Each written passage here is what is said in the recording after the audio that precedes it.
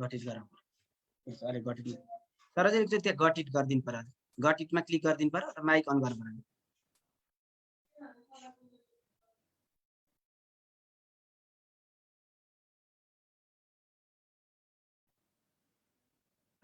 Mic of छ sir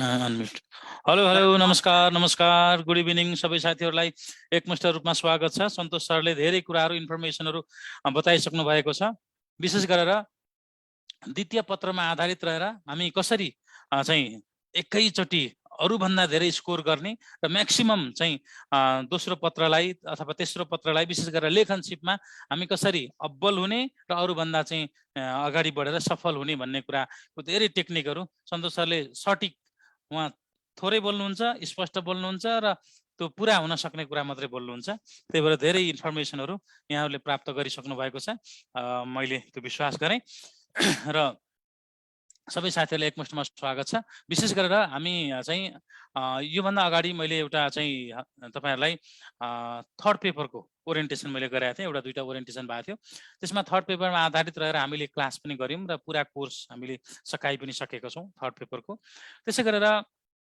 सरले अब यो सेकेन्ड पेपर द्वितीय पत्रलाई बढी फोकस गरेर हैन अलिकति लेखनसिपलाई फोकस गरेर चाहिँ अगाडि लानुपर्छ भन्ने सरको चाहिँ जुन खालको कोर्स डिजाइन हो त्यसैमा आधारित रहेर तपाईहरुलाई मैले म्याक्सिमम मैले जानेको मेरो अनुभवले सिकेको मैले बुझेको चाहिँ कुरामा म तपाईलाई सहजीकरण गर्नेछु सबै साथीहरुलाई म एउटा के चाहिँ भन्छु भने तपाईहरुले अघि सन्तोष सरले पनि भन्नुभयो होला हामी जसरी जीके आईक्यू भनेर जति बढी जीके आईक्यूमा हामी जति बढी जीके आईक्यू को लागि लाई प्रायोरिटी दिन्छौं जीके आईक्यू लाई जसरी हामीले प्राथमिकीकरण गरेर अगाडि बढ्छौं तपाईहरुलाई एउटा विनम्र मेरो अनुरोध के भने दोस्रो पत्र र तेस्रो पत्र सेकेन्ड पेपर र थर्ड पेपरलाई पनि तपाईले उत्तिकै ध्यान दिन जरुरी छ किनकि द्वितीय पत्र र तृतीय पत्रमा तपाईले 40 ल्याउन सक्नु भएन भने 40 अंक प्राप्त गर्न सक्नु भएन भने तपाईले जीके आईक्यू मा गरेको उत्कृष्ट चाहिँ प्रदर्शन पनि जीके आईक्यू मा गरेको उत्कृष्ट तपाई स्कोर पनि तपाईले चाहिँ त्यो त्यसको कुनै अर्थ रहँदैन त्यही भएर कम से कम 40 अंक द्वितीय पत्र र तृतीय पत्रमा 40 अंक टेक्नको लागि हैन द्वितीय पत्र र तृतीय पत्रमा 40 अंक ल्याउनको लागि पनि सबै विषयवस्तुहरुमा सबै टपिकहरुमा सरसर्ती एक खालको तपाईमा नलेज चाहिन्छ हैन अब मलाई फेरि एउटा के कन्फिडेन्स छ भने म एउटा के विश्वास गर्छु भने मैले भनेको कुरा यहाँहरुले अक्षरशः फलो गर्नुभयो मैले भनेको टेक्निक र विधिलाई अवलम्बन गरेर द्वितीय र तृतीय पत्र अध्ययन गर्नुभयो भने 40 हैन हामी 50 प्लस सजिलै स्कोर गर्न सक्छौं है हामी 50 प्लस सजिलै स्कोर गर्न सक्छौं बाँकी रह्यो जीके आईक्यू र त्यसमा त तपाईहरुले गरि नै हाल्नुहुन्छ पढि नै हाल्नुहुन्छ धेरै पढ्नु भएको छ र जहिले पनि लोकसेवामा सफलताको लागि लोकसेवामा सफल हुनको लागि के हुन्छ भने तपाईले एउटा कुरामा फेरि अनुरोध गर्छु जीके आईक्यू र लेखनसिप यी तीनटै विधामा जीके आईक्यू र रिटन यी तीनटै विधामा सन्तुलन ब्यालेन्स भयो भने मात्रै कुनै पनि सेवा आयोग हैन तपाई जेको परीक्षा दिनुहोस् हैन निजामती सेवाको दिनुहोस् चाहिँ हैन तपाईको चाहिँ सेना प्रहरी सुरक्षा निकायको दिनुहोस् सार्वजनिक संस्थानको दिनुहोस् संगठित संस्थाको दिनुहोस् हैन तपाईको चाहिँ शिक्षक सेवा व्हाटएभर तपाईले जेको परीक्षा दिए पनि लोकसेवा आयोगले लिने परीक्षाहरू विशेष गरी यस्ता प्रतिस्पर्धात्मक परीक्षाहरू जहाँ जीके आईक्यू र रिटन पार्ट हुन्छ त्यसमा के हुन्छ भन्दाखेरि तपाईले जीके आईक्यू र रिटन यी तीनटै पक्षमा तपाईले सन्तुलन तपाईले जीके पनि राम्रै स्कोर गर्न पर्छ आईक्यू पनि तपाईले राम्रै ज्ञान हुनुपर्छ आईक्यू बारेमा र रिटनमा पनि तपाईले एउटा फरक के छ भने जीके र आईक्यू को त्यही तल चारटा अप्सन हुन्छ एबीसीडी जीके र आईक्यू को त्यही तल चारटा अप्सन हुन्छ अब रिटन पेपरमा चाहिँ यसमा चाहिँ तपाईको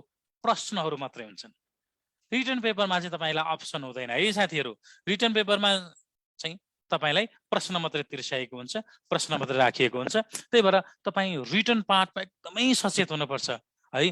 रिटर्न पार्टमा कसरी सचेत हुने, कसरी चाहिँ हामी सफल हुने, कसरी अब्बल हुने र अरूलाई भन्दा धेरै चाहिँ नम्बर स्कोर ल्याएर कसरी हामी अगाडि बढ्ने भन्ने कुरा म धेरै टेक्निकहरू पनि सेयर गर्छु, विधि पनि सेयर गर्छु है।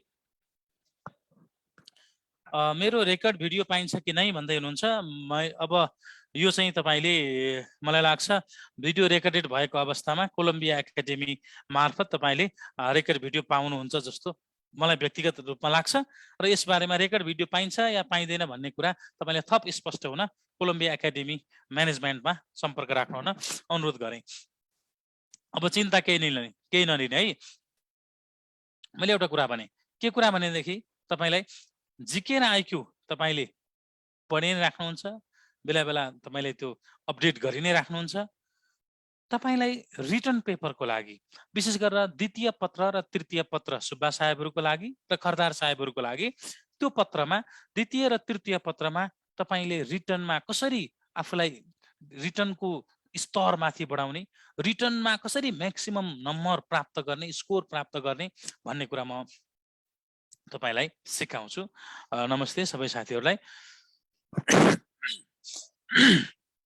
एउटा कुरा के बुझ्नुहोस् भने रिटर्नमा मैले अघि भने प्रश्नहरू मात्रै हुन्छन्, तर त्यो प्रश्नलाई कलात्मक, लयात्मक, सृजनात्मक, रचनात्मक, सूचनात्मक, विवरणात्मक हैन ढङ्गले प्रस्तुत गरेर तपाईले जाँचकीको मन छुने गरी, जाँचकीलाई फिल हुने गरी तपाईले आफ्नो प्रस्तुति दिनुपर्ने हुन्छ, प्रस्तुति दिनुपर्ने हुन्छ।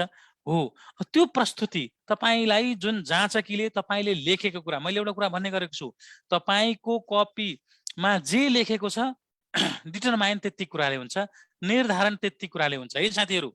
एउटा कुरा तपाईले फेरि के बुझ्नुहोस् भने तपाईको अनुहार देखिँदैन, तपाईको मुस्कान देखिँदैन, तपाईका मिलेका दाँतका पंक्तिहरू छन् भने ती पनि देखिँदैन, तपाईका राम्रा परेला छन् भने ती पनि देखिँदैन। तपाईको जम्मा देखिने भनेको के हो? पहिलो चरणमा भनेको तपाईले कपीमा लेखेको के छ त्यो देखिने हो र मूल्याङ्कन त्यसैको हुने हो। त्यही भएर कपीमा लेखेको कुरा स्तरीय हुनुपर्छ।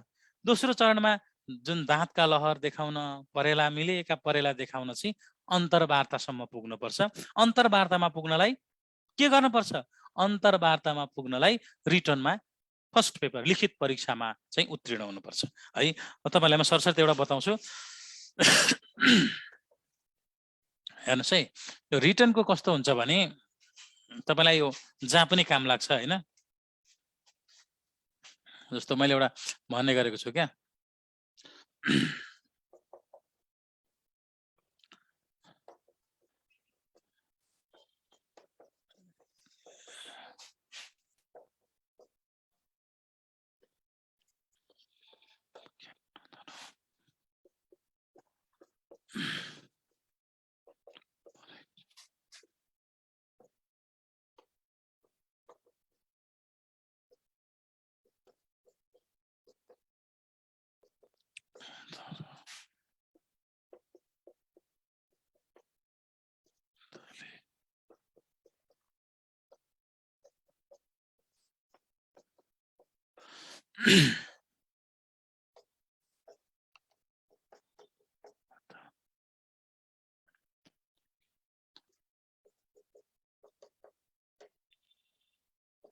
ल हेर्नुहोस् है, 3 लाइन क्या तपाईको सरसर्ती हामीले जुन मैले रिटर्नको एक्जाम भने इन्टरभ्यूको कुरा गरेँ, तपाईको अनुहार देखिँदैन, तपाईको मुस्कान देखिँदैन, तपाई सफल भएर तपाई लिखित परीक्षामा पास भएर उत्तीर्ण भएपछि मात्रै इन्टरभ्यूमा सामेल हुनुहुन्छ भने मोटामोटी तपाईले परीक्षा दिनु पूर्वदेखि पछि तपाईले यो उता पनि काम लाग्छ। मैले भन्ने गरेको छु, परीक्षा दिनु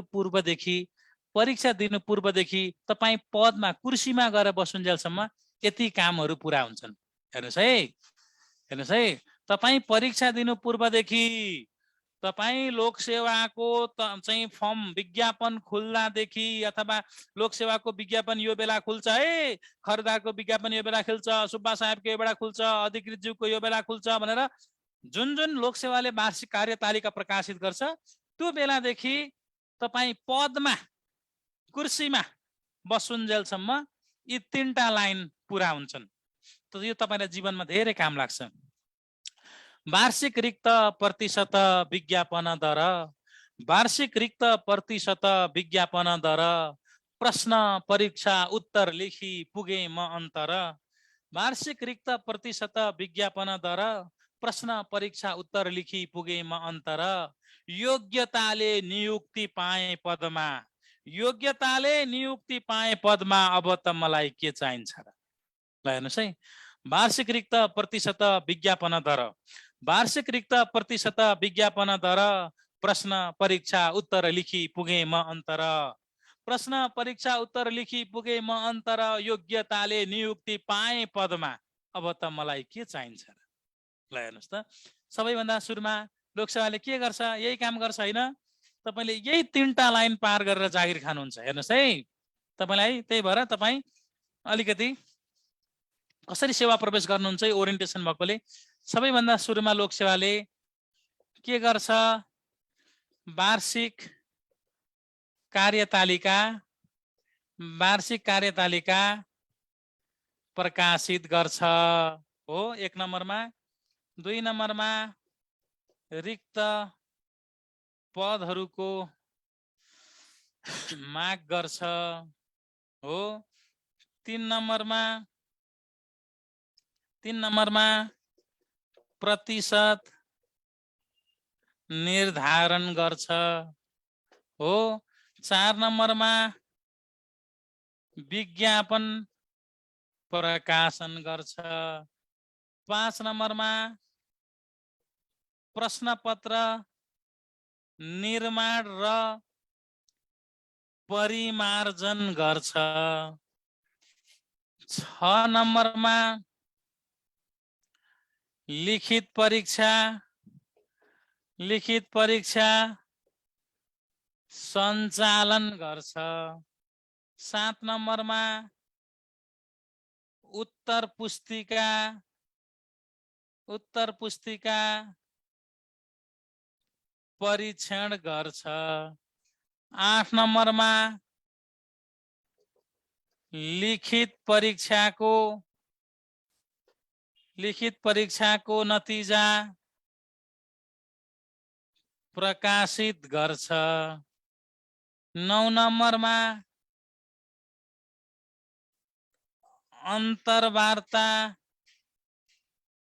अन्तर्वार्ता र सिप परीक्षण सञ्चालन गर्छ। 10 नम्बरमा योग्यताक्रम निर्धारण र सिफारिस गर्छ। 11 नम्बरमा नियुक्ति पत्र प्रदान गर्छ। 12 नम्बरमा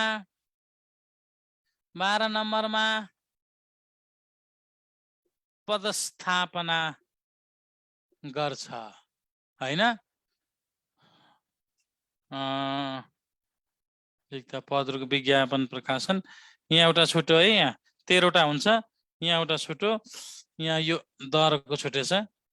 विज्ञापन प्रकाशन पछि यो 5 नम्बरमा यो चाहिँ 6 नम्बर भयो।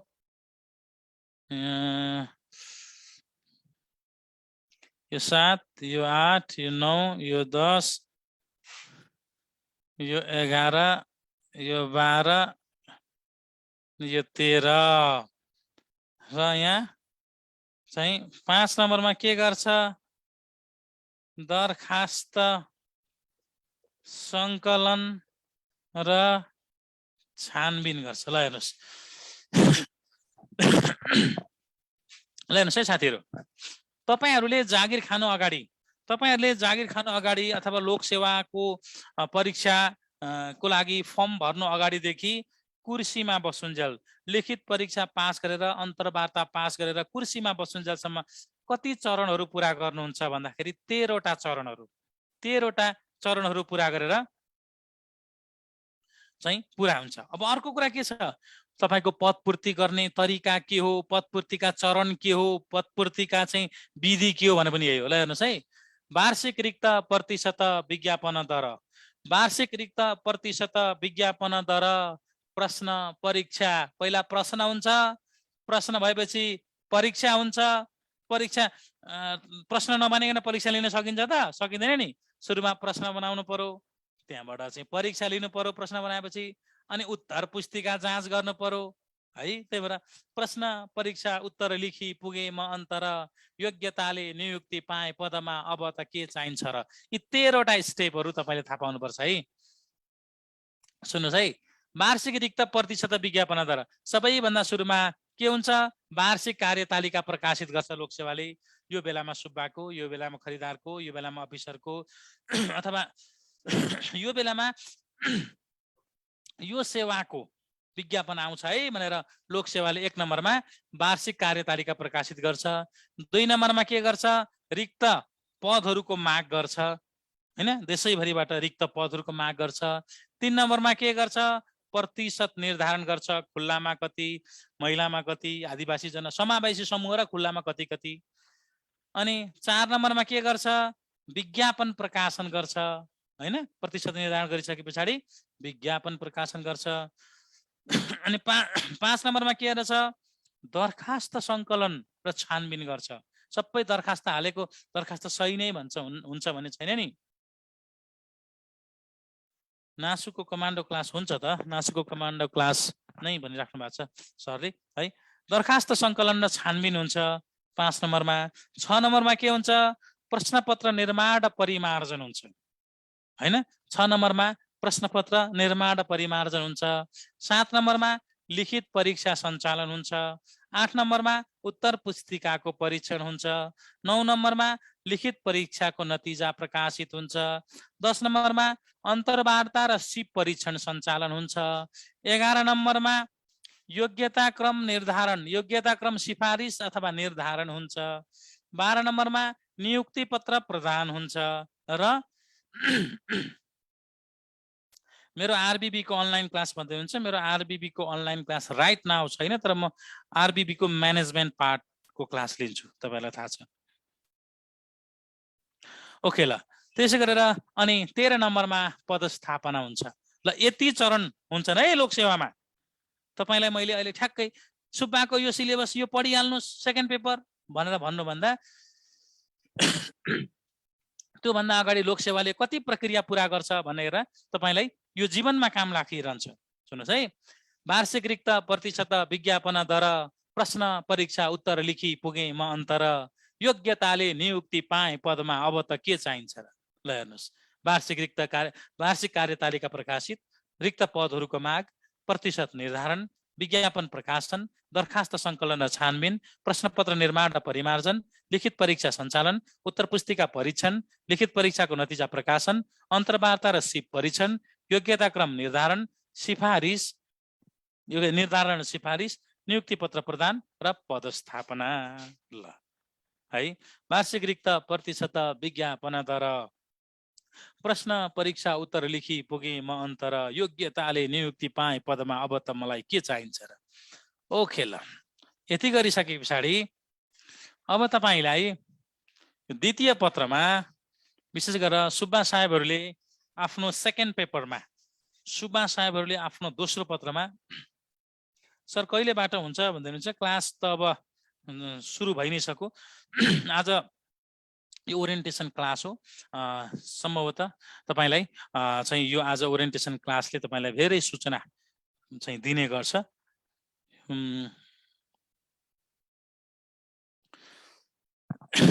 कति जति मिलाउनेले जागिर खान्छ, कति जति उ गर्छ भन्ने कुरा अब ठ्याक्कै त्यो अङ्क गणितमा भन्न सकिँदैन, किनकि तपाईको कम्पिटिटर हैन। तपाईको यसपालिको लेखनको क्वेशन्स मैले कम्पेरिटिभली सजिलो मान्छु हैन। यसपालिको लेखनको क्वेशन अलिकति मैले सजिलै ठानेको छु। त्यही भएर सजिलो भएपछि एउटालाई मात्रै सजिलो हुने होइन नि त, सबैलाई सजिलो हुन सक्छ। त्यही भएर अलिकति बढी कम्पिटिसन हुन सक्छ है। यति नै भन्ने त्यो त तपाईको प्रतिस्पर्धीहरू योग्यता क्रम भनेको 40 ल्याएर जागिर खाने होइन नि त, सबैभन्दा धेरै अङ्क ल्याएर जागिर खाने। ओके, नायब सुब्बा द्वितीय पत्र। ल हेर्नुहोस् है, नायब सुब्बाको द्वितीय पत्र, नायब सुब्बाको द्वितीय पत्र, नासुको द्वितीय पत्र को सिलेबस मैले बोकेको छु। तपाईको सिलेबसलाई के गरिएको छ भन्दा 3 खण्डमा विभाजन गरिएको छ।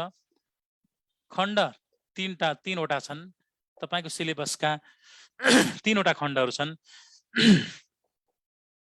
खण्ड ए छ, खण्ड बी छ र खण्ड सी छ है। खण्ड ए, खण्ड बी, खण्ड सी गरेर तपाईको सिलेबस 3 खण्डमा विभाजन गरिएको छ है। ओके, अब हेर्नुस्, खण्ड ए बाट तपाईलाई 35 नम्बरको प्रश्न आउँछ, खण्ड बी बाट तपाईलाई 35 नम्बरको प्रश्न आउँछ र खण्ड सी बाट तपाईलाई 30 नम्बरको प्रश्न आउँछ। ल हेर्नुस् है, खण्ड ए बाट तपाईले 35 नम्बरको क्वेसन आउँछ, खण्ड बी बाट पनि 35 र खण्ड सी बाट 30 हैन। तपाईको 35 दुना 70 र 30 ले 100 नम्बरको प्रश्न यसरी आउँछ हैन। खण्ड ए बाट 5वटा 5 नम्बर गोटाको प्रश्न, 5वटा 5 नम्बर गोटाको प्रश्न र एउटा 10 नम्बर गोटाको प्रश्न, 5 5 25, 10 एकान 10 गरेर 35 हो। खण्ड बी बाट 5वटा 5 नम्बर गोटाको प्रश्न 25 र खण्ड बी बाट 10 नम्बर गोटाको एउटा 10 गर्दा 35 भयो पनि। र खण्ड सी बाट हेर्नुस्, 4वटा 5 नम्बर गोटाको 5 नम्बर गोटाको प्रश्न 4वटा 20 नम्बर भयो। अनि त्यस पछाडिबाट 10 नम्बर गोटाको प्रश्न एउटा गर्दाखेरि कतिवटा भयो? एउटा 10 नम्बर गोटाको प्रश्न गर्दाखेरि 10, 20 10 ले 30। ल यसरी डिभाइड गरेको छ है तपाईको नायब सुब्बाको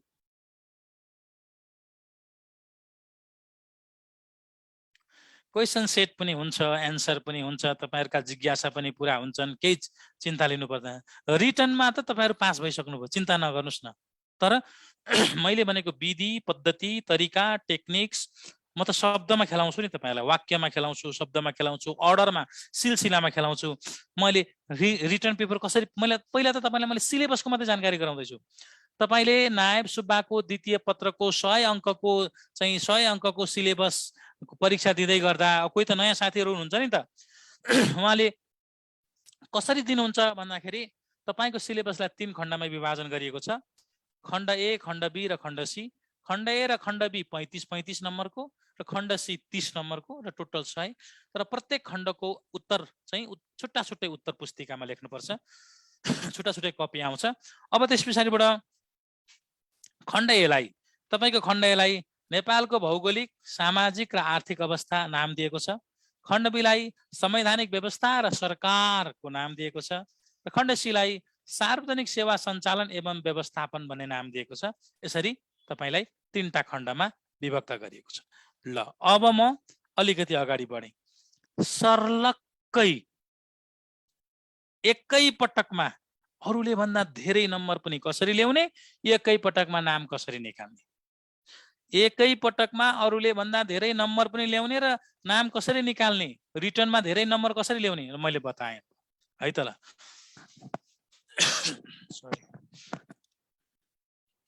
ल सुन्नुस्, अब हेर्नुस्, तपाईले मैले भन्दै गरेको छु।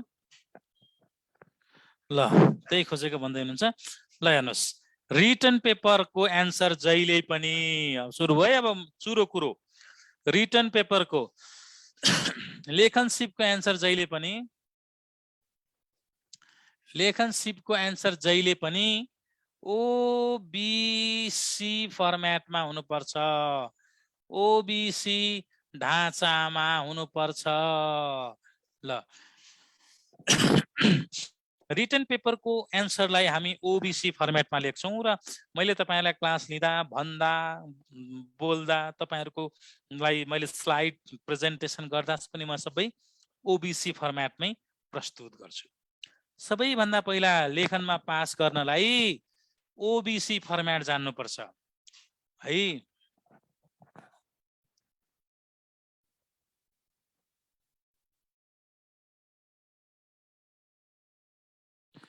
ए होइन ठिक छ, केही छुटेका साथीहरूलाई मैले गर्ने सहजीकरण म गरौँला। 7 महिना भयो भन्दै हुन्छ, चिन्ता नलिनुहोस्। सुन्नुहोस् है, रिटन पेपरमा के गर्ने अरे, ओबिसी ओबिसी फर्मेटमा जाने। रिटन पेपरमा ओबिसी फर्मेटमा जाने।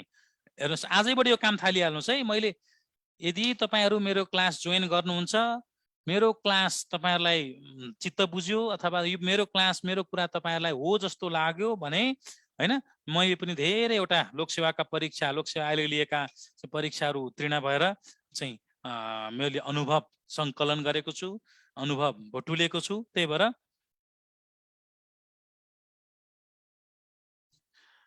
भएर म तपाईलाई के चाहिँ भन्छु भने तपाईलाई यदि मेरो आइडिया, टेक्निक र मैले भनेको कुरा हो जस्तो लाग्यो र म तपाईलाई सफल बनाउँछु भनेर मैले जे भन्दैछु त्यो तपाईले फलो गर्नुहुन्छ भने आजैबाट यो कुरा लागू गर्नुपर्छ। ओबिसी पार्ट हेर्नुहोस् है, ओबिसी लेखनसिपमा ओबिसी पार्ट फलो आजैबाट गर्ने। मेरो क्लास लिने, फिजिकल लिने पनि अनलाइन लिने साथीहरूले पनि ओबिसीमा चाहिँ अगाडि बढ्नै पर्छ। ओ भनेको ओपनिङ पार्ट, यो भनेको के हो, यो भनेको यो भनेको भनेको के हो। ल हेर्नुहोस् है, ओपनिङ पार्ट भनेको भनेको के हो। ल आजैबाट जस्तो हामी नायब सुब्बाको हामी सबै टपिकमा हामी डिल गर्छौं, विशेष गरेर हामी सेकेन्ड खण्डबाट सुरु गर्छौं। सुन्नुहोस् है, नायब सुब्बाको हामी सबै टपिकमा हामी डिल गर्छौं, विशेष गरेर हामी सेकेन्ड खण्डबाट सुरु गर्छौं। ओबिसी पार्ट भनेको के हो तपाईलाई बुझाउनु त पर्यो नि त। हेर्नुहोस्, सेकेन्ड पार्टबाट म तपाईलाई सरलक्क बुझाइदिन्छु। मैले जे भन्छु पास हुने मन हुने साथीहरूले त्यो फलो गर्ने, नहुने साथीहरूलाई मैले भन्न यति मात्रै सक्छु, राम राम है। ल ओ भनेको के हो, ओपनिङ पार्ट। भनेको के हो, आजैबाट अहिलेबाट। ल हेर्नुहोस्, सेकेन्ड खण्डबाट मैले सुरु गर्छु भने सेकेन्ड खण्डमा तपाईको सिलेबसमा के छ, नेपालको संविधान छ। अब आजैबाट थाल्नु पर्यो, संविधान भनेको के हो, संविधान भनेको के हो। 2-3टा स्तरीय खतरा बुलेट मलाई चाहिन्छ। संविधान भनेको के हो, त्यसको 2-3टा खतरा बुलेट चाहिन्छ हैन। जस्तो चाहिँ मुलुकको सर्वोच्च वा मूल विधान भनेकै संविधान हो, अथवा सार्वभौम शक्तिका मालिक जनताको सर्वोच्च अभिव्यक्तिको दस्तावेज नै संविधान हो, अथवा संविधान राज्य सञ्चालनको मार्गदर्शक दस्तावेज हो, जहाँ कानुनी र राजनैतिक अधिकार रहेको हुन्छ। संविधान राज्य रूपी शरीरमा विभिन्न अङ्गहरूको सिर्जना गर्ने, त्यस्ता अङ्गहरूलाई शक्ति र अधिकार प्रदान गर्ने एवं शक्ति र अधिकार उपर आवश्यक नियन्त्रण, सन्तुलन र सीमाङ्कन कायम गर्ने कानुनी हतियार पनि हो। संविधान शासकलाई शक्ति र शासितलाई अधिकार प्रदान गर्ने, शासकलाई शक्ति र शासितलाई अधिकार प्रदान गर्ने दस्तावेज हो र संविधान न्याय, समानता र स्वतन्त्रताको पक्षपोषण गर्ने सर्वोच्च चाहिँ मूल एवं सर्वोच्च कानुन हो। अथवा अर्को शब्दमा भन्नुपर्दा संविधान कुनै पनि मुलुकको मूल वा सर्वोच्च कानुन हो, जसले राज्यलाई रीति, थिति, विधि, पद्धति, प्रगति, समृद्धि, समुन्नतिको मार्गमा डोर्याउँदछ है। संविधान यहाँ मौलिक हक छ। मौलिक हक भनेको के हो त्यो जानिहाल्नु पर्यो। लोकतन्त्र र मानवाधिकारको जग मौलिक हक, लोकतन्त्र र मानवाधिकारको जग मौलिक हक। अर्को शब्दमा मुलुकको सर्वोच्च वा मूल कानुन संविधानमा नै उल्लेख भएका व्यक्ति, नागरिक र समुदायलाई प्राप्त हुने आधारभूत हकहरूलाई मौलिक हक भनिन्छ, जसको हनन, हरण र हस्तक्षेप भएमा उपचार विधि समेत संविधानमा नै उल्लेख गरिएको हुन्छ। अर्को, राज्य शक्तिको स्वेच्छाचारिता, निरङ्कुशता, प्रकोप, दमन र अतिक्रमणबाट सार्वभौम शक्तिका मालिकका हक अधिकारको रक्षाका लागि मौलिक हकहरू आकर्षित हुन्छन्। त्यसैले मौलिक हकलाई राज्यका विरुद्ध नागरिकलाई प्राप्त हक समेत भनिन्छ।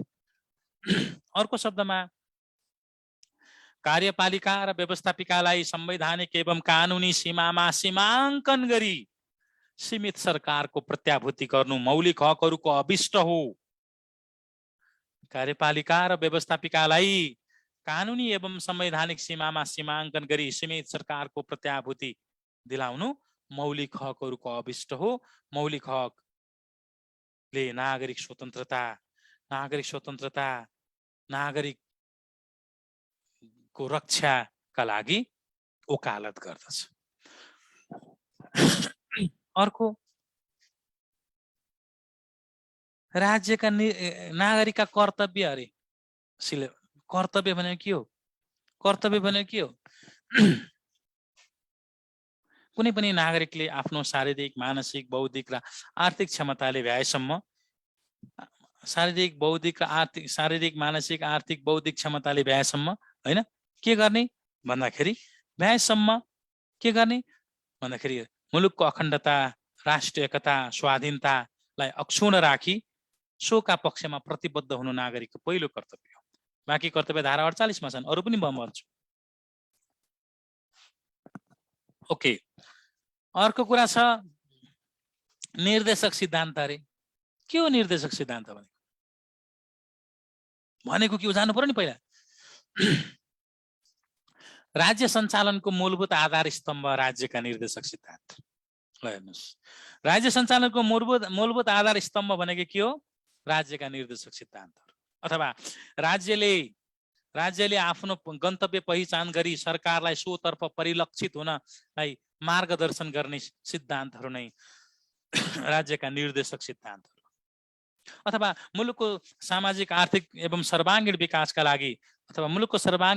लागि संविधानमै लिपिबद्ध गरिएका सरकारका मार्गदर्शनहरू नै राज्यका निर्देशक सिद्धान्तहरू। अनि राज्यको संरचना भन्छ। के हो राज्यको संरचना? भौगोलिक, जनसाङ्ख्यिक, प्रशासनिक हैन, भौगोलिक, जनसाङ्ख्यिक, त्यस पछाडिबाट चाहिँ प्रशासनिक एवं राजनीतिक हिसाबले निर्धारण गरिएको राज्यको स्वरूप नै के हो? राज्यको संरचना। पहिला भनेको के हो जान्नु पर्यो नि। राज्य शक्तिको बाँडफाँड। अरे के हो राज्य शक्तिको बाँडफाँड भनेको? के हो राज्य शक्तिको बाँडफाँड? कार्यपालिका, व्यवस्थापिका र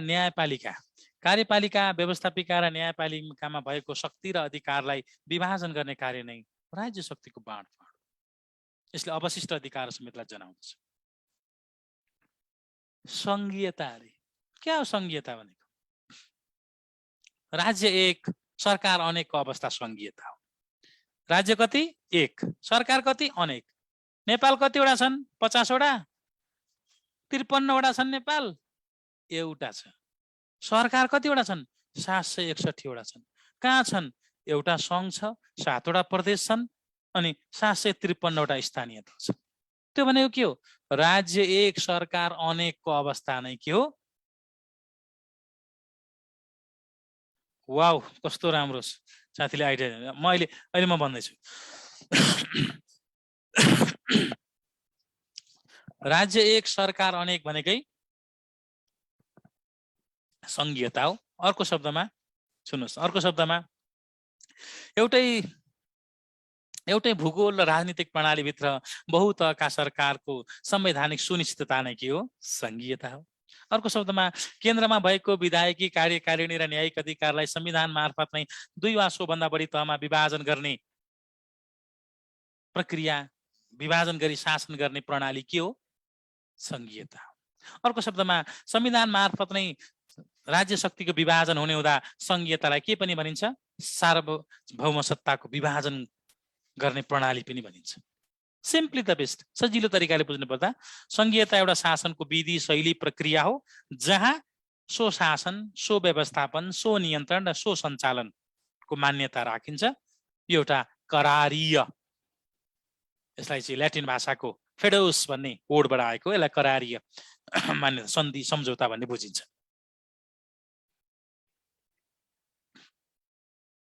ओके, अब हेर्नुहोस्, म तपाईँलाई भनेको के हो, अब तपाईँलाई क्लासमा त म कति डिटेल्स दिन्छु सरसर्ती आजबाट जान्नुहोस् भनेको। स्थानीय सरकार भन्छ। के हो स्थानीय सरकार भनेको? सार्वभौम शक्तिका मालिक, सार्वभौम शक्तिका मालिक जनताले चिनेको, देखेको, बुझेको र महसुस गरेको सरकार स्थानीय सरकार हो। अथवा अथवा अथवा स्थानीय जनताद्वारा स्थानीय स्तरमा जननिर्वाचित जनप्रतिनिधिहरूद्वारा गठन गरिएको सरकार नै के हो? स्थानीय सरकार हो। के भने मैले? स्थानीय जनताद्वारा स्थानीय स्तरमा आफ्नो जनमतको प्रयोगद्वारा जननिर्वाचित प्रतिनिधिहरूद्वारा गठन गरिने अथवा गरिएको सरकार के हो? स्थानीय सरकार हो। जसलाई जनताले चिनेको, देखेको, बुझेको र महसुस गरेको हुन्छ। अहिले विज्ञान प्रविधि मन्त्रालयको सचिव को छ भन्दा तपाईलाई थाहा छैन। अहिले खेलकुद मन्त्री को छ, खेलकुद मन्त्री भन्दा तपाईलाई थाहा छैन। अहिले चाहिँ कर्णाली प्रदेशको सामाजिक मामिला मन्त्री को छ तपाईलाई थाहा छ? थाहा छैन। तर तपाईलाई आफ्नो पालिकाको, नगरपालिकाको, गाउँपालिकाको, नगरपालिकाको मेयर को छ, नगर प्रमुख को छ, उपप्रमुख को छ, गाउँपालिकाको अध्यक्ष को छ, उपाध्यक्ष को छ, तपाईको आफ्नो ओडाको ओडा सचिव को छ, थाहा छ। ओडा सचिव भन्दा त मन्त्रालयको सचिव त धेरै ठुलो होला। तर किन थाहा भएन भन्दा स्थानीय स्तरमा जननिकट रही, जनताको घर दैलो नजिक भई, जनताले देखेको, चिनेको, बुझेको र महसुस गरेको सरकार स्थानीय सरकार। ओके,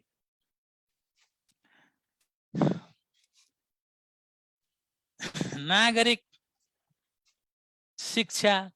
आहा, नागरिकलाई असल, कुशल, सभ्य, सबल, अब्बल र सफल बनाउने शिक्षा नै नागरिक शिक्षा हो। अर्को शब्दमा नागरिकलाई सही र गलत छुट्याउन सक्ने, असल र खराब छुट्याउन सक्ने र सोच चेतनाको विकास गर्न सक्ने विधि नै नागरिक शिक्षा हो। अर्को शब्दमा नागरिकलाई मुलुकको आर्थिक, सामाजिक, राजनैतिक लगायतका विभिन्न पक्षहरूमा जागरुक, सचेत, सक्रिय बनाउने शिक्षा नै नागरिक शिक्षा हो। ल हेर्नुस्, नागरिक समाज, समुदायमा आधारित आवाज।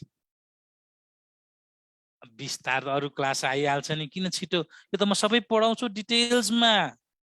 यो त तपाईँलाई भनेको के हो चाहिँ आजबाट यसरी जान्नुहोस्। नागरिक समाज अरे समुदायमा आधारित आवाज, नागरिक समाज। समुदायमा आधारित आवाज के? नागरिक समाज।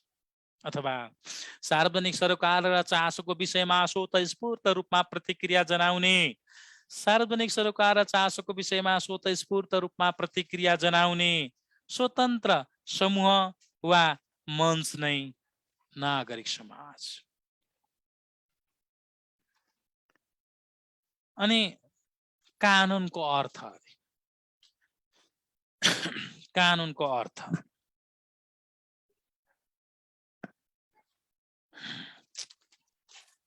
सुन्नुहोस् है, म ओपनिङ पार्टमा छु। भनेको के हो पार्टमा? ओके, ठिक छ, नो प्रब्लम। सुन्नुहोस्, डिफरेन्स छ। अहिले एउटा मात्रै भन्छु ल।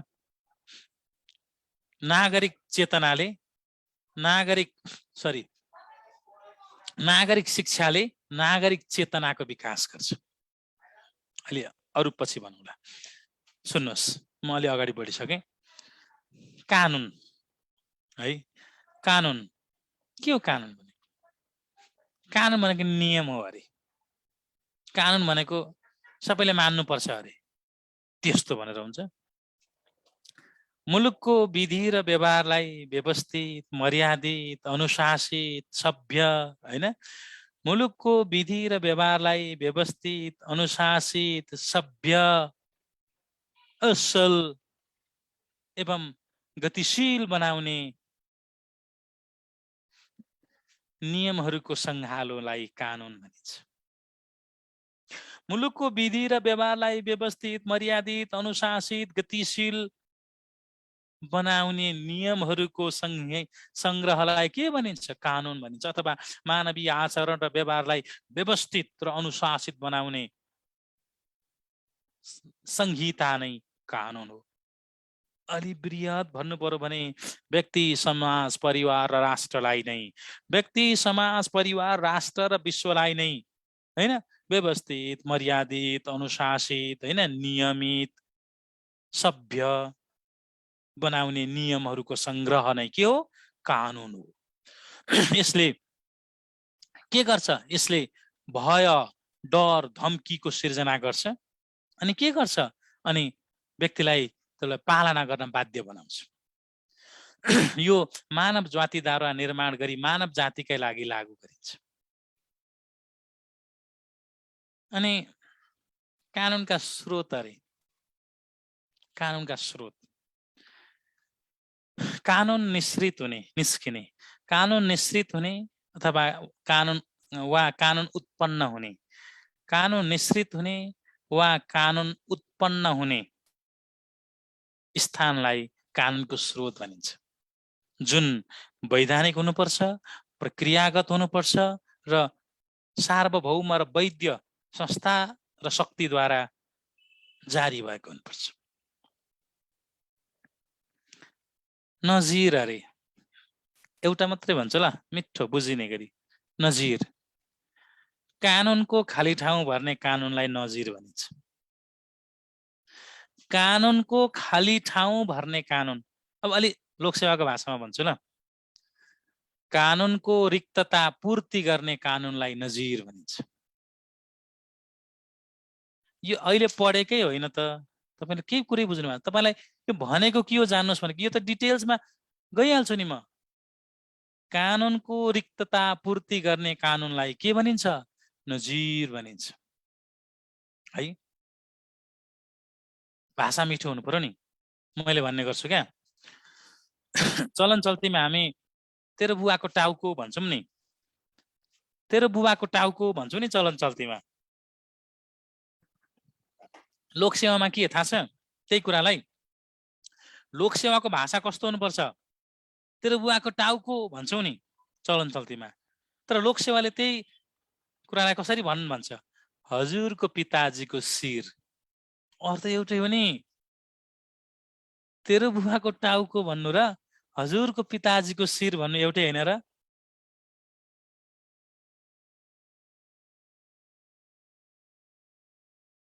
है, तेरो बुवाको टाउको भन्नु लोकसेवाको भाषा होइन। त्यही कुरालाई लोकसेवाको भाषामा ढाल्नु पर्यो भने के गर्ने? हजुरको पिताजीको शिर। भाषामा मिठासता चाहिन्छ, शिष्टता चाहिन्छ, भाषामा विनम्रता चाहिन्छ, भाषामा चाहिँ एउटा चाहिँ शब्दमा मिठास चाहिन्छ। है, कानुनी राज्य भन क्या, कानुनी राज्य अरे। कानुनको सर्वोच्चता स्थापित भई कानुन भन्दा माथि कुनै शक्ति, व्यक्ति र संस्था नरहने राज्य नै कानुनी राज्य हो त। कानुनको सर्वोच्चता स्थापित भई कानुन भन्दा माथि कुनै शक्ति, व्यक्ति र संस्था नहुने राज्य नै कानुनी राज्य हो। व्यक्तिगत सनक, इच्छा र विवेक र दम्भको आधारमा नभई सर्वमान्य कानुनको आधारमा अधीनस्थ राज्य नै कानुनी राज्य हो। अथवा सर्वमान्य कानुनको आधारमा सञ्चालित हुने र राज्यका सम्पूर्ण क्रियाकलापहरू कानुन अधीनस्थ रहने राज्य नै कानुनी राज्य। अर्को के भन्छ? समावेशीकरण। विभिन्न कारणले विगतमा वञ्चितमा परेका, राज्यको मूल प्रवाहबाट छुटेका, राज्यका स्रोत, साधन र अवसरमा पहुँच, पहिचान, प्रभाव, प्रगति, प्रतिष्ठा र चाहिँ जसको कारणले परिणाम प्राप्त गर्न नसकेका वर्ग, समुदाय, क्षेत्रलाई मूल प्रवाहीकरण गर्ने अथवा समावेश गर्ने कार्य र प्रक्रिया नै के हो? समावेशीकरण हो। सजिलो गरेर भनौँ, समावेश गराउने कार्यलाई के भनिन्छ? समावेशीकरण भनिन्छ। कसलाई समावेश गर्ने? जो राज्यको मूल प्रवाहमा आउन सकेन, जसले राज्यको स्रोत साधन र अवसरलाई न्यायोचित ढङ्गले प्राप्त गर्न सकेन, जो राज्यको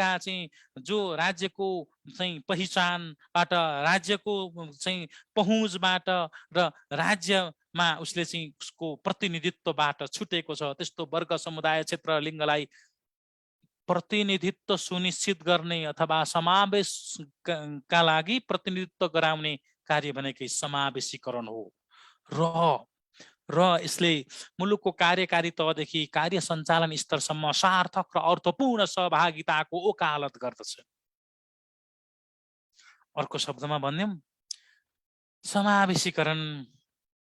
समावेशीकरण वञ्चित र बहिष्करणमा परेका वर्ग समुदायलाई राज्यको मूल धारमा ल्याउने विधि र प्रक्रिया हो। यति बुझ्नुस्। समानुपातिक प्रतिनिधित्व, यसले पनि त्यही कुरा फोकस गर्छ। राज्यका स्रोत साधन र अवसरमा समानुपातिक हिस्सेदारी र साझेदारी कायम हुन नसकेका वर्ग समुदायलाई प्रतिनिधित्व सुनिश्चित गराउने कार्य नै समानुपातिक प्रतिनिधित्व हो। विशेष गरेर यो निर्वाचनसँग सम्बन्धित छ। हाम्रो मुलुकको हकमा के छ? सिङ्गो मुलुकलाई एउटा निर्वाचन क्षेत्र मानि जसको जस्तो हैसियत, उपस्थिति, संख्या र आकार छ, सोही आधारमा प्रतिनिधित्व सुनिश्चित हुने प्रक्रिया नै समानुपातिक प्रतिनिधित्व हो। ठुलो हिस्सा छ भने ठुलै प्रतिनिधित्व हुन्छ, सानो छ भने सानै हुन्छ। लोकतन्त्र मरिहाले। आहा, लोकतन्त्र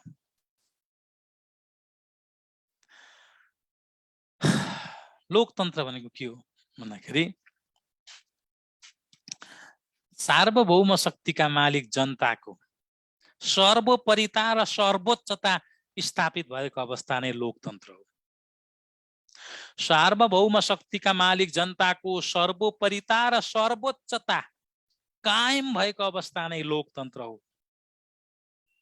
लोकको राज भएको, जनताले चाहेको, रोजेको, खोजेको हुन सक्ने अवस्था नै लोकतन्त्र हो। जहाँ के हुन्छ?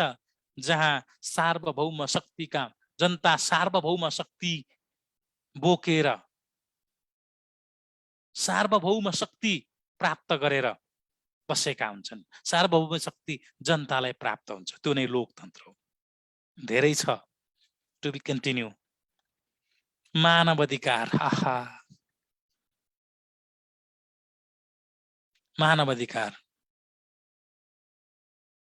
मानवोचित जीवन यापनका लागि, मानवोचित मान्छे भएर बाँच्न पाउन भनेको मानवोचित जीवन यापनका लागि प्राप्त हुने जन्मसिद्ध अधिकार नै मानव अधिकार हो।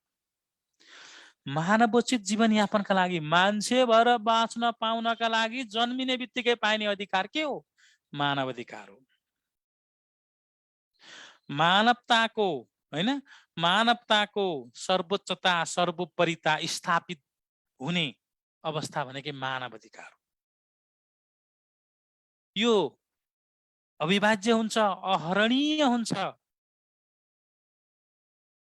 यसलाई विभाजन गर्न सकिँदैन, हरण गर्न सकिँदैन। यो जन्मसिद्ध रूपमा प्राप्त हुन्छ। अरु धेरै छ, धेरै खतरा बुलेटहरू पनि छन्। अहिले एकैचोटि भन्ने होइन नि त, सकिँदैन। मैले तपाईलाई भनेको ओपनिङ पार्टमा मात्रै जाँदैछु भर्खर। सूचनाको हक मरिहाले नि। सूचनाको हक, लोकतन्त्रको आधार सूचनाको अधिकार। हेर्नुस् त के भयो यहाँ? सूचनाको अधिकारै छैन भने लोकतन्त्र नै हुन सक्दो रहेनछ। लोकतन्त्र नै धरापमा पर्दो रहेछ। लोकतन्त्र नै नासिँदो रहेछ, मासिँदो रहेछ। मैले के भने? लोकतन्त्रको आधार सूचनाको अधिकार। त्यहाँ मात्रै लोकतन्त्र फल्दो रहेछ, फुल्दो रहेछ, झाँगिदो रहेछ, फस्टाउँदो रहेछ। कहाँ? जहाँ सूचनाको अधिकार छ।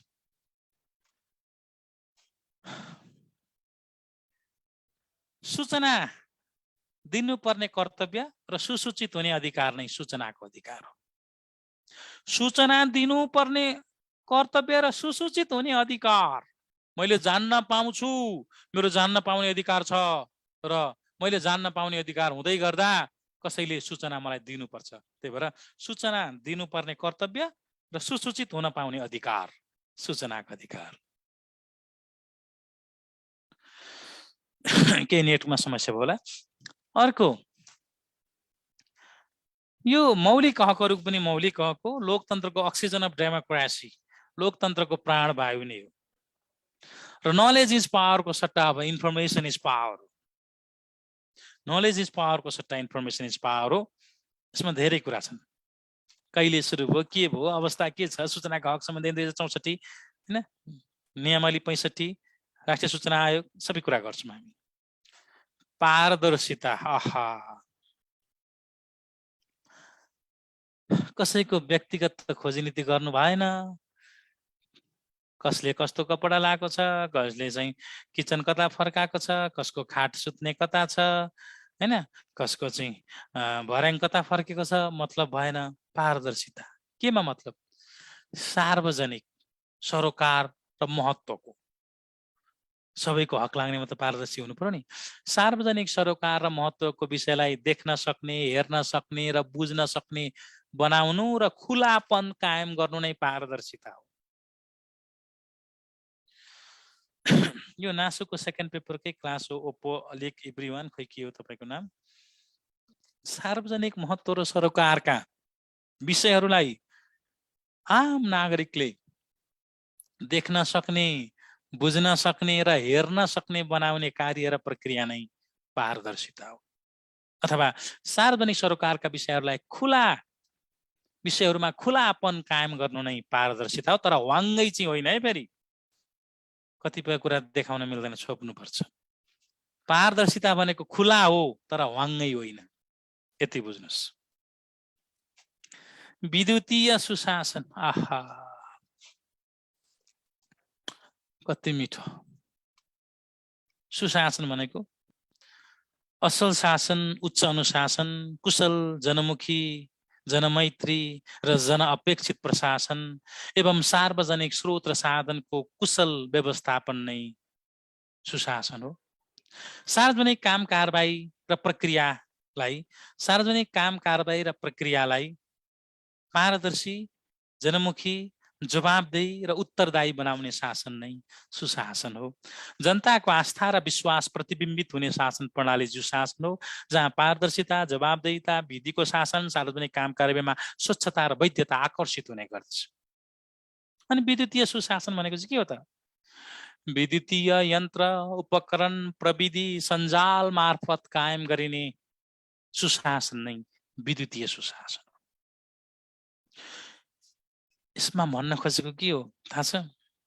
अब ह्यान्ड टु ह्यान्ड र म्यान टु म्यान सेवा हटाउने, सेवा लिन हातै थाप्नु पर्ने गएर टाउकै अनुहारै लगेर पुर्याउनु पर्ने हटाउने, ह्यान्ड टु ह्यान्ड र म्यान टु म्यान सेवा हटाउने, स्ट्रिट लेभलको गभर्निङ सिस्टमलाई स्क्रिन लेभलमा ल्याउने, बाटोमा लाइन लागेर फाइल बोकेर भिडमा ठेलामठेल गरेर स्ट्रिट लेभलको गभर्निङ सिस्टमलाई अब स्क्रिन लेभलमा ल्याउने। टक्क ती कम्प्युटर, मोबाइल, ल्यापटप सबबाट काम, सबै नागरिक एक अनलाइन, बैंक पैसा पठाउने, ल्याउने, सूचना हेर्ने, फर्म भर्ने, सबै स्ट्रिट लेभलको गभर्निङ सिस्टमलाई स्क्रिन लेभलमा ल्याउने र लाइनमा आधारित सेवालाई अनलाइनमा रूपान्तरण गर्ने शासन र त्यो विधि र त्यसबाट सुशासन कायम गर्नु नै विद्युतीय सुशासन हो। यो पेपरलेस गभर्नमेन्टको अवधारणासँग आकर्षित छ। यति भन्छु। सुशासन अरे फेरि अघि भनिहाले, सुशासन असल शासन, उच्च अनुशासन, कुशल, जनमुखी, जनमैत्री र जनअपेक्षित प्रशासन एवं सार्वजनिक कार्य र स्रोत साधनको उत्तम व्यवस्थापन नै सुशासन हो। सदाचार, असल चाल चलन र विचारको समग्रता नै सदाचार हो। सत्यको पक्षमा वकालत गर्ने, इमानदारिता प्रदर्शन गर्ने र अनुशासन र नैतिकताको पुञ्ज नै सदाचार हो। भ्रष्टाचार अरे आफ्नाले गरे चमत्कार, अर्काले गरे भ्रष्टाचार। भ्रष्टाचार सार्वजनिक पद धारण गरेको पदाधिकारीले पद धारण गरेको पदाधिकारीले आफूलाई प्राप्त शक्ति र अधिकारको दुरुपयोग गर्ने कार्य नै भ्रष्टाचार हो। अथवा सार्वजनिक पद धारण गरेको पदाधिकारीले आफूलाई प्राप्त शक्ति र अधिकार आफू तथा पारिवारिक हित भलाइका लागि उपयोग गर्ने कार्य नै भ्रष्टाचार हो। त्यही भएर के छ भन्दाखेरि भ्रष्टाचार यो अपराधजन्य कार्य हो।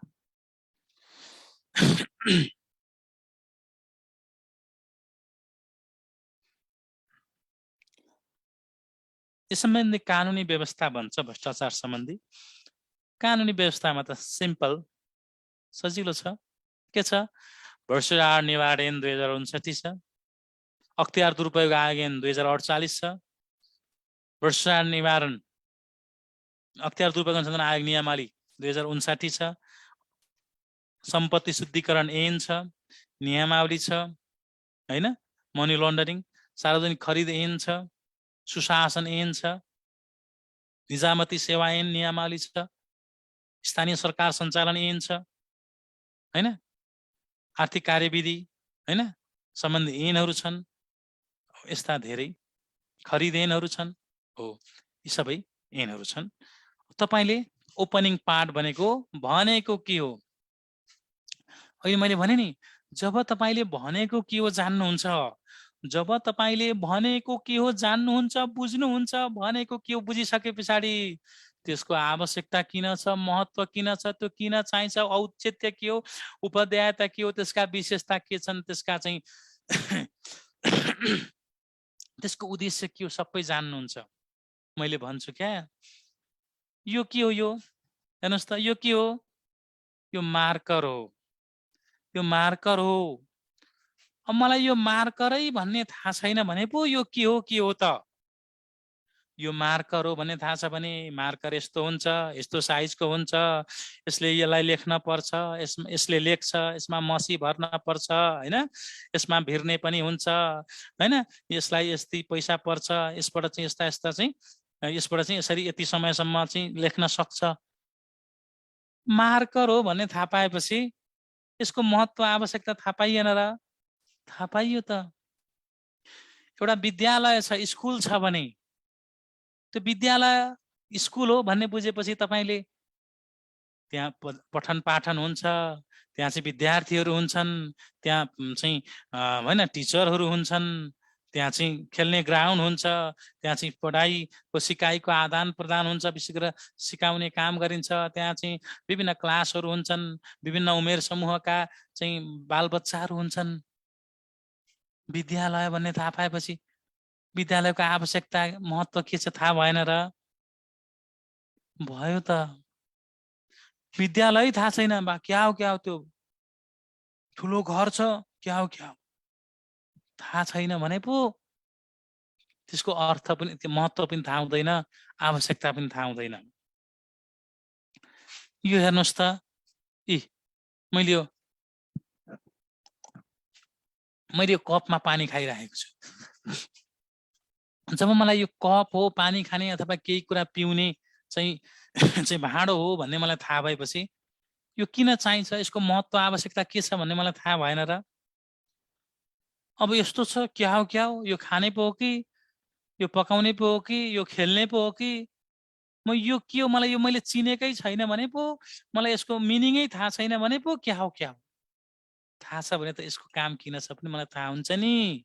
ओके, त्यही भएर आजैबाट भनेको के हो, 2टादेखि 3टा कस्ता स्तरीय। सामान्य त म मन पराउँदिन, म त छुच्चो छु। भन्नु नै पर्दाखेरि भन्ने नै हो भने सामान्यतया प्रथमतः साँच्चीकै भन्ने हो भने भनेर लेखेको हुन्छ सुरुमा। त्यस्तो त म त मन पर्दैन नि। खतरा बुलेट भनेको कि अघि मैले भने नि सोही तरिकाका अब यस बाहेक लोकसेवाले मन पराउने शब्दहरू छन्। कस्तो मन पराउँछ लोकसेवाले? जाँचकीले कस्ता शब्द देखेपछि मन थाम्न सक्दैन र नम्बर दिन मन लाग्छ भन्दा पक्षपोषण, अभिवृद्धि, प्रवर्धन, वाञ्छनीय, अभिष्ट, आकर्षित, परिलक्षित, परिचालन, दोहन, हैन, मितव्ययी, पारदर्शी, असल, कुशल, रणनीतिक, समुचित। ल हेर्नुहोस्, यस्ता यस्ता वर्डहरू, यस्ता यस्ता शब्दहरू 30-40 वटा शब्द पनि म लेखिदिन्छु। ती शब्दलाई कसरी कहाँ प्लेसिङ गर्ने, कुन कुन ठाउँमा टक टक टक राख्ने त्यो पनि बताउँछु। यस्तो यस्तो वर्ड गरेर सेन्टेन्स यसरी मेकिङ, शब्द वाक्य यसरी बनाउनु पर्छ भन्छु। शब्द खेलाउने हो हैन। त्यति भएपछि जाँचकीलाई ओहो यसले त राम्रो, उसको स्तर लेभल राम्रो रहेछ भन्ने फिल हुन्छ। अघि भने अनुहार देखिँदैन, मुस्कान देखिँदैन, दाँतका लहर देखिँदैन है। त्यही भएर फिल गराउने अनि नम्बर ल्याउने। आलु शब्द होइन, आलु सूत्र छन्। मैले आलु सूत्र भन्थे, उहाँले शब्दमा आलु सूत्र छ। सुसुज्यू दुईटै पेपर हजुरले पढाउनुहुन्छ भन्नुहुन्छ। मेरो थर्ड पेपर त मैले अहिले मर्निङमा फिजिकल थर्ड पेपर क्लास भइरहेको छ कोलम्बिया एकाडेमीमा। इभिनिङको थर्ड पेपर सकिसक्यो, अब फेरि सुरु हुन्छ। क्लास एभ्रिडे हुन्छ भन्दै हुनुहुन्छ, क्लास त एभ्रिडे नै हुन्छ है। अझ म भन्दैछु सूत्र त भनिहाल्छु नि। सुसुज्यू बहिनी पाउरा आरामाका जाने नि गणेशजी भ्रष्ट अचार। समस्याका कारण के हुन्, समाधानको उपाय के हुन्, सूत्र छ। अहिले अर्को सूत्र बनाएको छु, मापाका विराज त भ्रष्ट शेषराज त असल यार साथी भन्ने। सबै समस्याका कारण समाधानका उपाय ती छ, त्यो पनि सेयर गर्छु। त्यति मात्रै होइन, अब यो बडी पार्ट भनेको, यो भनेको के हो, ओपनिङ पार्ट भनेको, बडी पार्ट भनेको प्रश्नले मागेको के हो, प्रश्नले मागेको हो यो, र क्लोजिङ पार्ट भनेको निष्कर्ष। निष्कर्ष जस्तो सरी, जस्तो निष्कर्ष पनि मिठो हुनुपर्छ है, आकर्षक हुनुपर्छ। यो ओपनिङ पार्ट भनेको के हो भनेको चाहिँ फर्स्ट इम्प्रेसन हो। फर्स्ट इम्प्रेसन 2 लाइन पढेपछि आहा कस्तो राम्रो, सुरुमै ए कस्तो नराम्रो छ यसको काम छैन भन्नु, र 2-3 लाइन पढ्दा आहा कस्तो राम्रो। अनि जब तपाईले यो भनेको के हो थाहा छ नि, भनेको के हो थाहा छ भनिसके पछाडि तपाईलाई जहाँबाट जे प्रश्न आए पनि पहिलो दोस्रो बुलेट के लेख्ने सम्झिनै पर्दैन त। पास हुने त्यतिकैमा ट्रिक सिकाउँछु भनेको हो र, सर्लकै पास गराउँछु। कसरी? भनेको के हो जानेपछि, जस्तो सुशासनबाट कुनै प्रश्न आयो भने भनेको के हो त्यो सोधे पनि लेख्न मिल्छ, नसोधे पनि लेख्न मिल्छ, 1 लाइन 2 लाइन। ए सुशासन भनेको यो। कानुनबाट आयो भने कानुन भनेको यो, संविधानबाट आयो भने संविधान भनेको यो, स्रोतबाट आयो भने कानुनका स्रोत यो, सदाचार सदाचार यो, विद्युतीय शासन यो। ल हेर्नु त, भनिसके पछाडि कहाँबाट थाल्ने भनेर सोच्नै पर्दैन। जहाँबाट प्रश्न आए पनि मेरो पहिलो बुलेट यो रेडी छ त, भनेको के हो घोकेपछि। अनि दोस्रो बडी पार्ट भनेको प्रश्नले जे सोध्छ त्यही दिने। जब तपाईले ओपनिङ पार्ट यहाँबाट सिलेबस भित्रैबाट लोकसेवाले क्वेशन सोध्छ, जहाँबाट प्रश्न आए पनि मेरो पहिलो बुलेट यो हो भनेर रेडी भएपछि तपाईलाई के गाह्रो भयो, टक्क। अनि तपाईले प्रत्येक प्रश्नको थाल्नलाई काहीँ सोच्नै पर्दैन, मेलो पनि छिटो हुन्छ, तर टाइममा तपाईले सक्नु पनि हुन्छ। किन ढिलो कहाँ हुन्छ, अब कहाँबाट थाल्ने होला, सुरु कहाँबाट गर्ने होला, कहाँबाट चाहिँ यसलाई अगाडि बढाउने होला, सोचेर बस्दामा ढिलो हुन्छ त। यहाँबाट क्वेसन आयो भने मेरो पहिलो बुलेट हो रेडी छ त। अनि त्यही भएर भनेको के हो मोस्ट। निष्कर्ष समापन, निष्कर्ष मिठो हुनुपर्छ मैले भन्ने गर्छु क्या। एउटा 2टा निष्कर्ष सुनाउँछु। जस्तो संघीयताको कुनै प्रश्न आयो भने, संघीयता सरकार एक, संघीयता राज्य एक सरकार अनेकको अवस्था हो। संघीयता राज्य एक सरकार अनेकको अवस्था हो। अत मुलुकमा सबैको पहिचान भेटिने, तर राष्ट्रिय एकता नमेटिने संघीयता आजको आवश्यकता। अत मुलुकमा सबैको पहिचान भेटिने तर राष्ट्रिय एकता नमेटिने संघीयता आजको आवश्यकता। अर्को योजनाबद्ध विकास। योजना हिजोको शिक्षा, आजको इच्छा र भोलिको प्रतीक्षाको दीर्घकालीन दस्तावेज हो। अत योजनाले समग्र राष्ट्र निर्माणको भाका, नागरिकलाई काखा र विकासको खाका कोर्न सक्नुपर्छ। नागरिक कर्तव्य र अधिकारबाट प्रश्न आयो भने नागरिकका कर्तव्य र अधिकार एकै सिक्काका दुई पाटा हुन्। अत अधिकारका सप्तरङ्गी झण्डा र ब्यानर उचालिरहँदा कर्तव्यको डोरी चुडिन नदिनु आजको टड्का र आवश्यकता हो। सार्वजनिक सेवा प्रवाहको सार्वजनिक सेवा प्रवाह सरकारको सफलता मापन गर्ने आधार हो। सेवा प्रवाह सबै राम्रो छ, काहीँ फोहोर छैन, काहीँ अस्तव्यस्त छैन, काहीँ खाल्टाखुल्टी छैन, काहीँ डर छैन, कता जति बेर जहाँ हिँडे पनि कसैको चाहिँ होइन काहीँ केहीको भय फिल गर्नु पर्दैन होइन। सबै सेवा छिटो छिटो, काहीँ घुस छैन, भ्रष्टाचार छैन, अनियमितता छैन। अर्को सरकार, अर्को व्यवस्था किन चाहियो? चाहिँदैन नि। सरकार त सफल भइगयो। त्यही भएर सार्वजनिक सेवा सरकारको सफलता मापन गर्ने आधार हो। त्यसैले सरकार चर्का र मिठा भाषणमा होइन, जनताको मुहारमा प्रतिबिम्बित हुनु पर्दछ। अनुहारमा देखिनु पर्यो क्या जनता। सरकारको अनुहारमा देखिनु भनेको जनता कति खुसी छन्, जनता कति चाहिँ ह्याप्पी छन्, जनता कतिको अनुहार कति उज्यालो छ, त्यो हेर्नु पर्यो क्या। भाषणमा, मिठा र चर्का भाषणमा र झुटा आश्वासनमा होइन, जनताको मुहारमा देखिनुपर्छ सरकार। यसरी म सिकाउँछु निष्कर्ष पनि। र almost opening part, body part र क्लोजिङ पार्ट, यी तीनटा पार्ट भए। लेखनसिपमा कोही पनि असफल हुँदैन। कसैलाई पनि लेखनसिपमा असफल नहुने गरी तरिका, विधि, टेक्निक सबै सिकाइन्छ।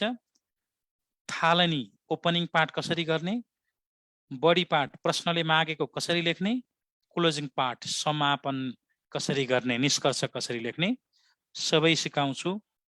जान्दै नजान्दाको सूत्र, आलु सूत्र, सबैतिर मिल्ने सूत्र पनि छन्, ती पनि सिकाउँछु। हाम्रो यात्रा अब प्रारम्भ भयो, अगाडि बढो। तपाईहरु नियमित रूपमा क्लासमा उपस्थित हुनुहोस्।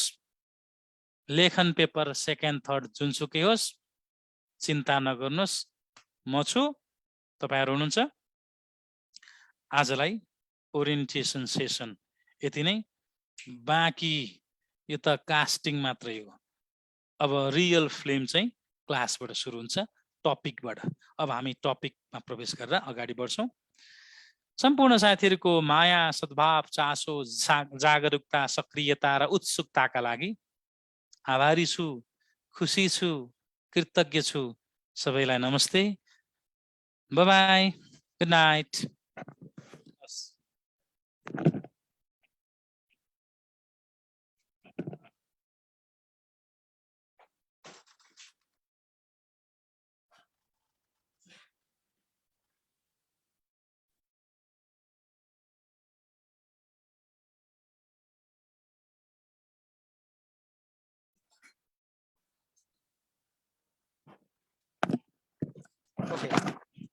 आजको हाम्रो यो सुन्नु भएको छ? कानमा मात्रै कति लानु, घाँटीमै लाउनु पर्यो। अब ल साथीहरु, सुन्नु भएको छ? ठिक छ? बद्री सरको क्लास ठिक छ? फेरि उहाँ देखाउने मात्रै हैन, डेमो क्लासलाई म टिचर ल्याउँदिन है। फेरि कोलम्बियामा यो एक दिन झुलुक्क डेमो भनेर फोटो देखाउने टिचर चाहिँ मसँग हुनुहुन्न है। उहाँसँग पढ्ने पनि पढै जानुपर्छ, मन परेन छोड्ने। यहाँ म एक दिने टिचर टुप्लुको चाहिँ म खोजेर ल्याउँदिन नि। फेरि यहाँ कोही पनि सरहरुको टिम जुन कोलम्बियामा जुनसुकै फ्याकल्टीमा पनि एक दिने टिचर पढाउनु यहाँ रेगुलर टिचर। फेरि अनलाइन पनि उहाँ नै, भौतिकमा पनि उहाँ नै हो। फेरि यहाँ अनलाइनमा एउटा टिचर देखाउने, भौतिकमा अर्कै टिचर होइन। फिजिकल आउने, भोलि बिहान सरको क्लास ओरिएन्टेसन छ भोलि। सरको रेगुलर क्लास आइतबारबाट सुरु हुँदैछ बिहान भौतिकमा, पर्सि आइतबारबाट नयाँ ग्रुप छ भौतिकमा हैन, फिजिकलमा बेलुकीमा र बिहानमा दुईटै टाइममा सरको क्लास होइन, बेलुकीमा त यो अनलाइन पढि भयो, भौतिकमा चाहिँ सरको क्लास अब अनलाइन पनि सर नै, भौतिकमा पनि सरकै। कुरो बुझ्नुभयो नि? सर ठिक लाग्यो पैसा तिरिहाल्ने, किन सधैँ उहाँसँग पढ्ने हो नि त होइन। ल पैसा बुझाउने पढ्न थाल्ने, शुल्क 4000 बुझाउने अनलाइनका साथीहरूले, 4000 बुझाउने एउटा पेपरको, यो सेकेन्ड पेपरको, थर्डको 4000 नै बुझाउने, थर्ड पढ्छु भन्नेले। थर्डमा प्रशासन सरले पढाउँछ है, फेरि प्रशासन कम्प्लिट पढाउँछ थर्ड पेपरको, प्रशासनको कम्प्लिट। र खरदारको 5 वटा मध्ये 3 वटा सरको, खरदारको थर्ड पेपरमा 5 वटा छन् जसमध्ये 3टा सरले पढाउँछ, सेकेन्डको 3 वटा छन्, 3टामा 2टा सरले, खरदारको। सुब्बाको सेकेन्ड सरको खण्ड क पनि खण्ड ख पनि खण्ड ग मा पनि अधिकांश टपिक सरको, केही टपिक त्यहाँ लेखाएका कुरा सरले पढाउनु, लेखाएका अर्कैजना सर हुन्छ। करिब करिब सरले 70-80% जति कोर्स सरको ठाउँमा पर्छ। र भोलिबाट सरको क्लास अगाडि बढौ। अब भोलिबाट पेमेन्ट जम्मा गर्ने विद्यार्थी साथीहरूलाई कोर्स अगाडि बढौ। यो कमान्डो फर्मेटमै जान्छ, फास्ट मोडलमा जान्छ, एक लेभलको अलिकति लेखनसिपलाई फोकस गरेर जान्छ। अब पहिले पढ्दै नपढेकालाई पनि यो काम दिन्छ, पहिले पढिसकेकालाई पनि काम दिन्छ। सरले अहिलेसम्म पढाउँदा भन्दाखेरि होइन, यो भिडियो बेच्ने क्लास होइन है त, यो टिभी हेर्ने क्लास होइन, फेरि यो लाइभ क्लास हो। यो भिडियो भन्दै हुन्छ, यो भिडियो रेकर्डेड क्लास होइन, त्यो त नपढ्ने मोडल हो। यो भिडियोले त पढ्दै पढ्नु हुने तपाईँहरूले स्किप गरिहाल्नुहुन्छ क्या, जस्तो जहाँ भान्नुहुन्छ। फिल्म हेर्दाखेरि तपाईँको 1 घण्टा 30 मिनटको फिल्म छ, अनि अलिक हेर्दै गयो, गीत आयो भने स्किप हानेर अलिक पर पुगिहाल्छ, अर्को स्टेप हानिहाल्छ, यो बिचको हेर्नुहुन्न क्या। यस्तै हो यो भिडियो क्लासमा, पढाइको मजै छैन नि। अनि तपाईँको बिचमा नजाने कुरो कहाँ सोध्नु, कता सोध्नु? यो भिडियो क्लासमा टिभी हेरे जस्तो क्लासको पछि लाग्यो त उँभो लाग्दै लाग्दैन। सकेसम्म फिजिकल आउने, जुरुको उठ्ने, भौतिकमा आउने, उपाय केही नहुँदा अनलाइन भनेको। बेलुकी यो कक्षाको समय अबको नयाँ ग्रुपको कुरो गरेको मैले, बेलुकी 6 देखि 8 बजे यो सेकेन्ड पेपरको कुरा सुरु भयो। अब आजबाट सुरु भयो, अब अगाडि बढेको गएँ मैले, नन स्टप सुरु भयो। अब सरको पाटो नसकिन्जेलसम्म 15, 20, 25 दिन, कति दिन लाग्छ सरको, सबै सरले सकेर छोड्नुहुन्छ। 6 देखि 8, 8 देखि फर्स्ट पेपर, जो टोटली नयाँ अबको वर्षलाई सुरुबाट जान खोज्दै हुनुहुन्छ साथीहरू, तपाईहरु दुईटै पढ्न पाउनुभयो। 6 देखि 8 पनि पढ्ने, 8 पनि पढ्ने। यो फुलको कुरामा, फुल कोर्स पढ्छु भन्नेले नासुको पनि खरदारको पनि, ठिक छ। पेपर सेपरेट गर्छु, यो सेकेन्ड पढ्छु अनि थर्ड पढ्छु, जुन पढ्छु भने पनि फी कति भयो? 4000। यसको पनि 4000, यसको पनि कति? 4000, अनि यसको पनि कति? 4000। यहाँ टीका आचार्य सरको आइक्यू हुन्छ, टीका आचार्य सरको यहाँनेरि टीका आचार्य सर भनेको आइक्यू को लागि टिचरहरुलाई पनि राखेर पढाउनुहुन्छ। त्यति स्ट्यान्डर्ड क्लास हुन्छ सरको। वीरेन्द्र जोशी सर टीका सरको क्लास हुन्छ 8 बजेबाट। सन्तोष खड्का सर र मित्र घिमिरे सरको जीके हुन्छ यहाँ जीके मा। सन्तोष खड्का सर र तपाईको मित्र घिमिरे सर, उपसचिव नाम निकाल्नु आज सरले, मित्र सरले देखिरहनु वाला कोलम्बियाका सरहरुको कस्तो छ क्लास भनेर। सेकेन्ड पेपर पढाउने अरु पनि सर हुन्छ, लीलाधर सुवेदी सर, गोपाल भट्टराई सर पनि यो पटक उपसचिवमा 3-3 6 तिर नाम निकालिरहनु भएको छ। टिचर सिलेक्सनको फर्मेट हेर्नु होला, मैले दिने टिचर टिम जुनसुकै फ्याकल्टीमा पनि टप लेभलको रिसर्च पर्सनबाट क्लास सञ्चालन हुन्छ। भौतिक र अनलाइनमा एउटै टिचर प्रयोग हुन्छ, किनभने सरहरु यहाँ 12 महिना यही पढाउने सरहरुको यो टिम हो। जति टिम मैले जुनसुकै फ्याकल्टीमा, तपाईको सुरक्षा बेल्टमा हेर्नुहुन्छ कि शिक्षक सेवा आयोगपट्टि हेर्नुहुन्छ कि यता निजामती तर्फ बैंकिङ सेक्टरमा कन्टिन्यू पढाउने सरहरुको टिम एउटै टिम हुन्छ, जुन भौतिकमा पनि उहाँ नै, अनलाइनमा उहाँ नै, कोलम्बियामा आज पनि उहाँ, 12 महिना पछि पनि उहाँ नै, वर्षैभरि उहाँ नै हुन्छ है। यसको अर्थ तपाईहरुलाई आज भोलि अनुकूल भएन, केही समय पश्चात पढ्छु भन्नुभयो भने यस्तै शुक्रबार शनिबार आइतबार नयाँ ग्रुपहरु सुरु हुन्छन्। यसलाई आधार बनाएर सम्पर्क गर्ने अथवा अफिसमा आउने, हामी ग्रुप सेट गरेर अगाडि बढाउँछौँ। अफिसरको भौतिक तर्फ कक्षा भोलिबाट सुचारु छ। शाखा अधिकृत तर्फको सेकेन्ड पेपरको क्लास एउटा ग्रुप, अर्को ग्रुप फर्स्ट पेपरको ग्रुप भोलिबाट सुरु छ। बिहान 6:30 बजे आउनु होला। अधिकृतका विद्यार्थी साथीहरु भौतिकमा आउन चाहने, सुब्बाका साथीहरु भोलि नआउने भौतिकमा आइतबार आउनु होला। नासुका साथीहरु चाहिँ आइतबार आउनु होला नयाँ ग्रुप भौतिक तर्फ।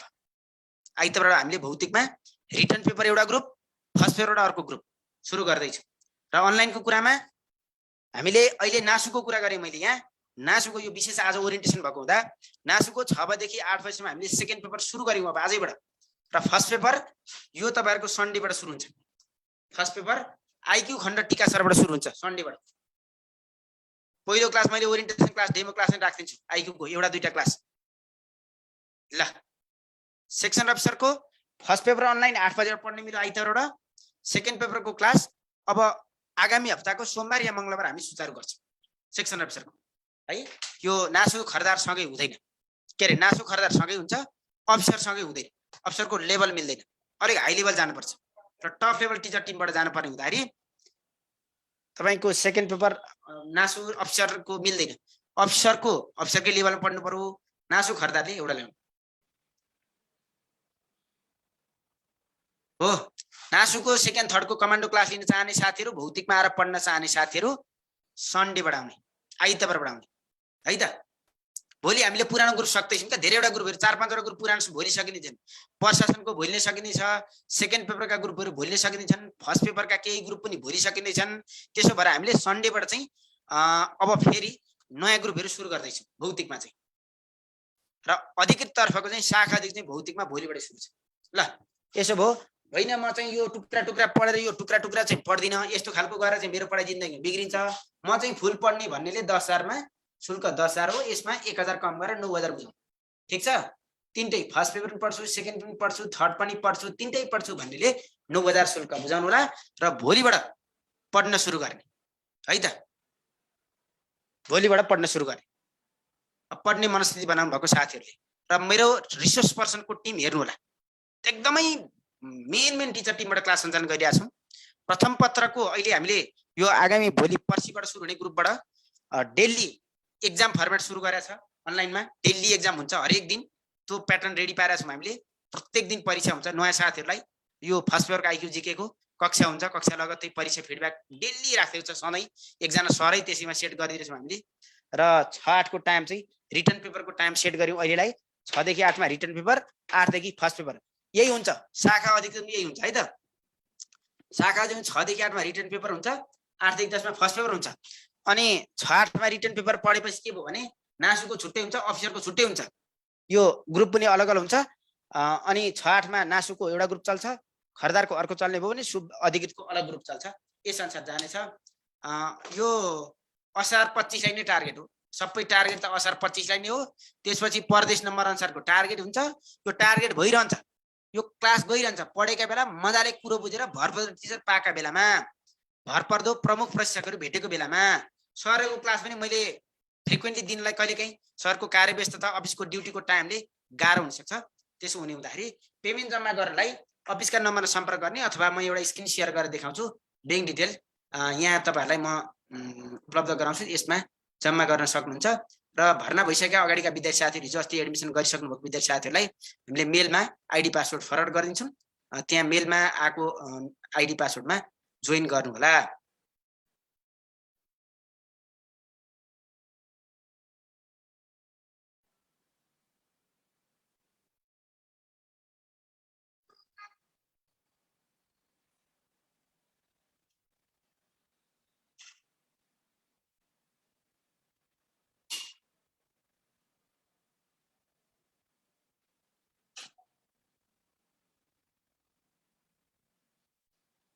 ल पेमेन्ट जम्मा गर्नको लागि यो स्क्रिनमा देखाइएको तपाईको अकाउन्ट डिटेलमा पैसा जम्मा गर्नु होला ल